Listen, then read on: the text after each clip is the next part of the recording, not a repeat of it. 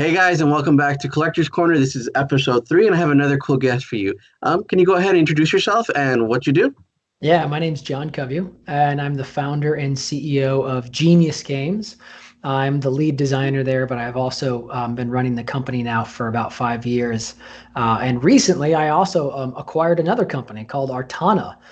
They're a company that does board games similar to ours. So I'm now also the CEO, I guess, of that company. I don't know what the title is yet, but I'm something. I'm running it, whatever it is. So board games, I have so many friends who love board games, but I don't know the background of it so much. So what got you interested in building board games? How difficult is it? Like, because there's so many out there. There's a huge market of people who like, games like Dungeons and Dragons, but then you also have Catan. You have all these different board games out there. What really is like the focal point of that? Yeah, so I would say it's kind of interesting because the reasons why I got into playing board games are very different than the reasons why I got into making board games. I mean, I grew up playing, Monopoly and Clue and Risk and things like this. And it was really it was fun. It was also like a good reason or justification to be able to like harass your siblings and things like that, right? So growing up, we played lots of games. Hero Quest was a big one, and D&D I also got into like in my teenage years. But making games I didn't get into until I was maybe in my early 20s. At that point, I just thought games and the process of creating things was really interesting, was really intriguing. And I was also teaching chemistry part time as I was working as an engineer. And I noticed that games about like hard science topics didn't exist. And that's what really brought me into the specific niche that we focus on at Genius Games, because all of our games are games that are accurately themed around some kind of science concept, right? So things like chemistry or biology or physics. And we just released a game called Periodic, a game of the elements. And it's about the periodic table of elements, right? Something that's very iconic for a lot of scientists or even anyone. Anyone in school has got to learn about that, right? I So remember that's having kind to do of that in high school. that's right. That's right. So that's what got me into it is, well, wanting to really create something in my free time, wanting to create something that was fun and engaging by other people, and also something that would use my interest and passion in the sciences. And I thought, well, why don't I take a shot at games? And there was a long road to actually starting and running a publishing company, but that's how it all got started. Seems really interesting going from chemistry to board game development. I mean, you Yes. talked about how it was a passion and you want to do that, but what really led into you going into that? Like just going from being a going to chemistry into building board games. Yeah, so what ended up happening was there were a few things that kind of happened at the same time. One, I would be playing board games with my friends, and I noticed that they would say and recite information about these like sci-fi and fantasy worlds that don't really exist, right? And I'm in the classroom, I'm teaching my students and realizing they're struggling with very basic concepts, and they don't want to remember anything. And it kind of clicks all of a sudden. I'm thinking, why is it so difficult for my students in chemistry to remember really basic information when my gaming friends are motivated to remember all kinds of stuff about things that aren't even real? And it got me thinking about the game element, right? They're having fun. There's a competitiveness to it. There's a community nature to playing games. And so there's social interaction. How can I get my students to feel the same way, to relieve all that intimidation about science and feel the same way that my gaming friends do about this information? So that's one of the big things that led me into it. And then I just started like testing around some different games. I had a game called Linkage, a DNA card game. I had a whole bunch of games at that point. I was just making little prototypes of everything I could get my hands on, but I had one that was pretty good. And looking for publishers, I realized that a lot of publishers weren't interested in games like this because they wanted the themes that everyone got excited about, like zombies and ninjas and dragons and large IPs. That like the fantasy, medieval, and space travel kind of stuff. That just sells really well. And my stuff was like right on the nose. I want to do a game about chemistry or DNA. And I'm like, yeah, I don't know about that. So, well, I launched a game on Kickstarter in 2014. And that's when I realized okay, this is a thing. Like this could really work. We needed, I think it was like $3,500 we're asking for, and we ended up making about just under 13,000. Ooh, nice. Yeah, yeah. So at that point, I was like, okay, we could do something with this. That's great. Thanks to things like Kickstarter, it just kind of shows that there is that want and passion for that. Where you said you wanted 3.5, you got 13. I'm pretty sure after that you started getting contacted with people who goes, well, these are going to actually sell now. Right. Absolutely. Yeah. Different channels would reach out to us. Customers that wanted the product would reach out to us. And at that point, we thought, well, okay, I've got to actually build a company around this, right? Maybe not a big company. I don't really know where it was going yet, but I knew I needed to start selling the stuff on Amazon. I needed to get a website set up and take orders. I needed to be able to ship product to retailers if they want it. That's when it kind of started to be a little bit more serious. So that means you're one of the more successful Kickstarter stories compared to those that never fluctuate, actually come true, that never deliver. So how is that concept going to you? As you're one that actually succeeded.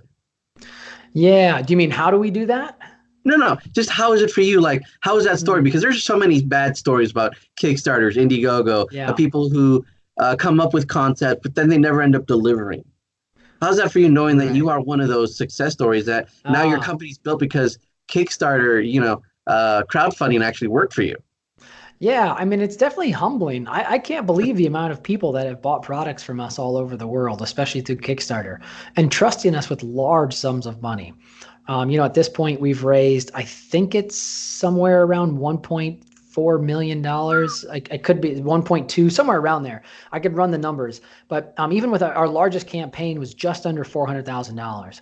And to think that these people pre-ordered and essentially lent me $400,000 to make and deliver this product to them. It's a little scary, if you make mistakes and you don't deliver like that, you got a lot of promises that you're going back on. So it's simultaneously, it feels great, it's humbling, but it's also a little bit scary to know that there's a lot of pressure that we need to make sure stuff gets done.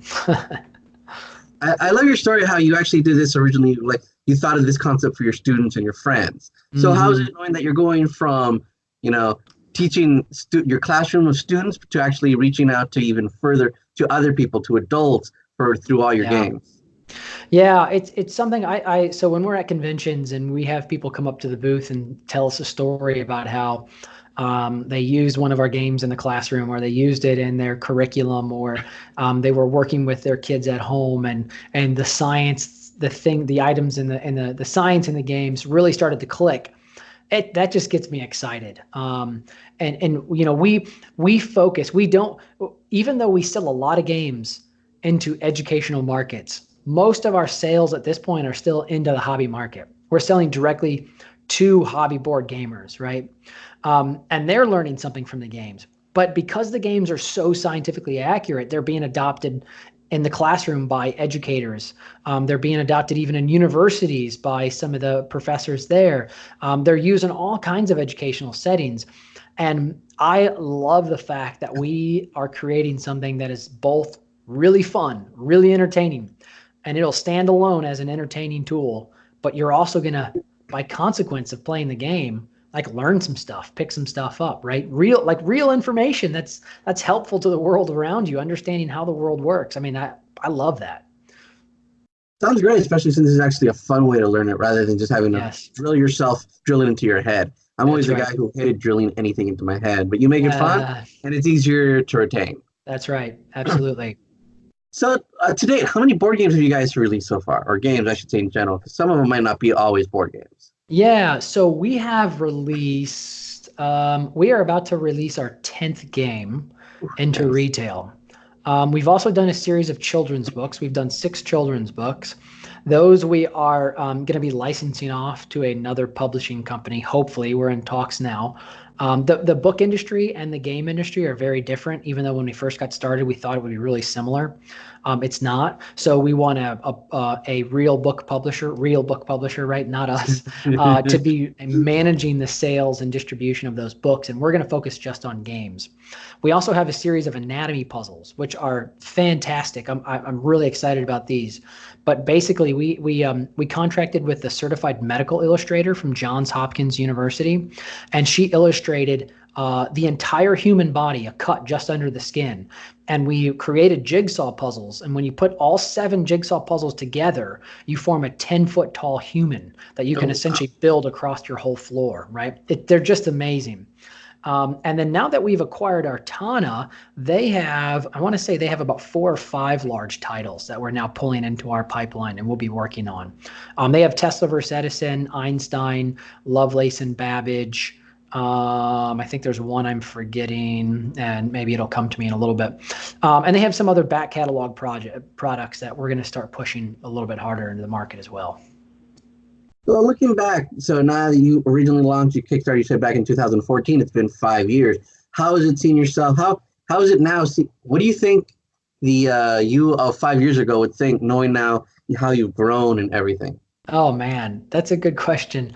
I think I would be really impressed with myself where I am now.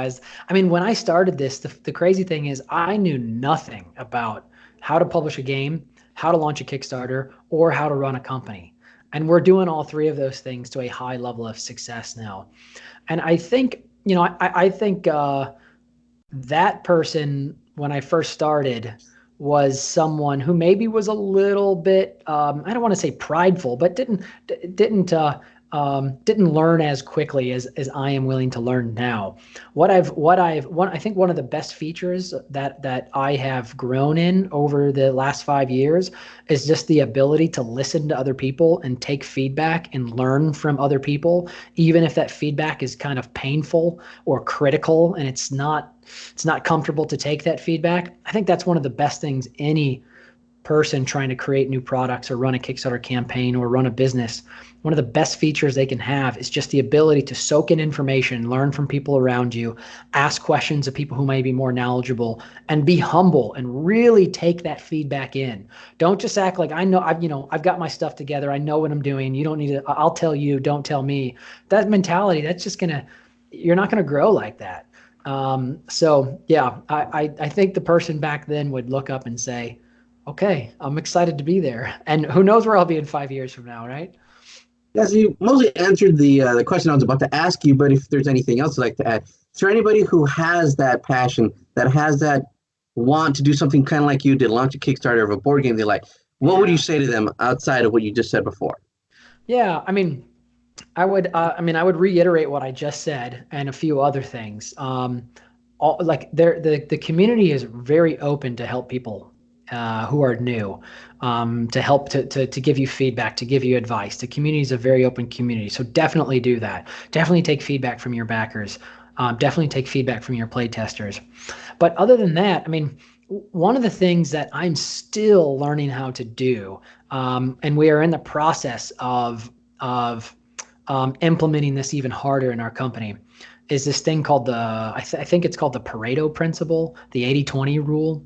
I could be wrong on the Pareto principle, but I think that's the name of it. And essentially what it says is that 80% of the productivity that comes out is going to be a result of 20% of your work. And then the other 20% of the product is going to come from the remaining 80% of your work. And when you think about like the work that you do and the life that you live, and for us, the revenue that we generate, 80% of our revenue comes from about 20% of the actual sales channels and work that we do. And then we do a whole lot of other work to get that other 20%. And I think, now I'm using revenue as an example, but I think this principle applies to so much of life.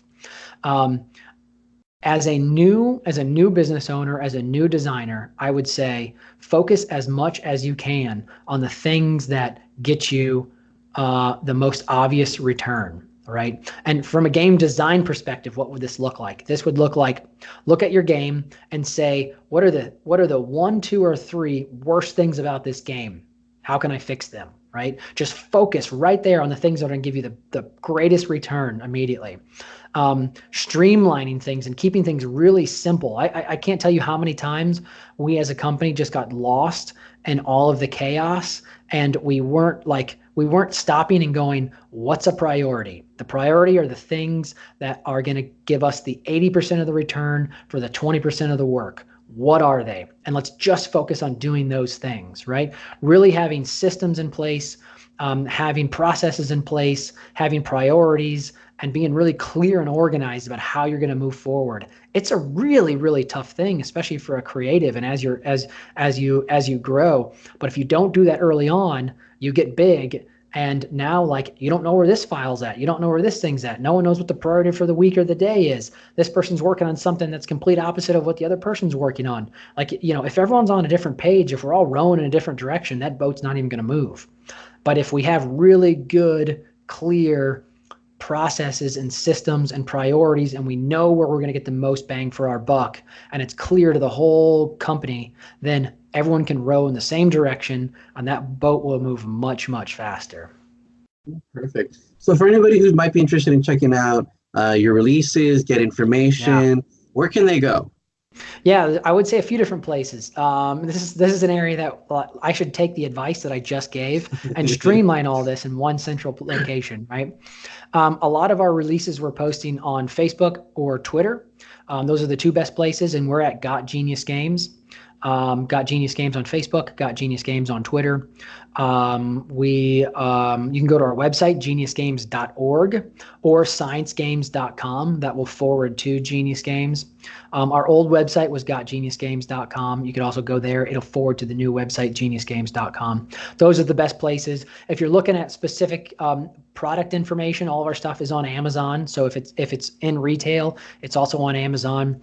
Or you could go to the Kickstarter page. If you just Google the product you're interested in, whether it's Periodic, a game of the elements, or Cytosis, a cell biology game, or Subatomic, an atom building game, if you Google those names, you could go to the Kickstarter page. We're posting regular updates on the Kickstarter page to let people know about new products coming out or updates to those games and anything else. We have a new release coming up in September 10th. We're launching a game called Genotype, a Mendelian genetics game. And if you remember way back to high school biology, it's Mendelian genetics is the Punnett squares, right? The pea plants, where you have like a green pea mixed with a wrinkly pea, a wrinkly pea that's homozygous dominant with a homozygous recessive. And like, whoa, what kind of vocabulary is that? Well, that's what this game is about, right? All that stuff that we used to learn about in high school biology.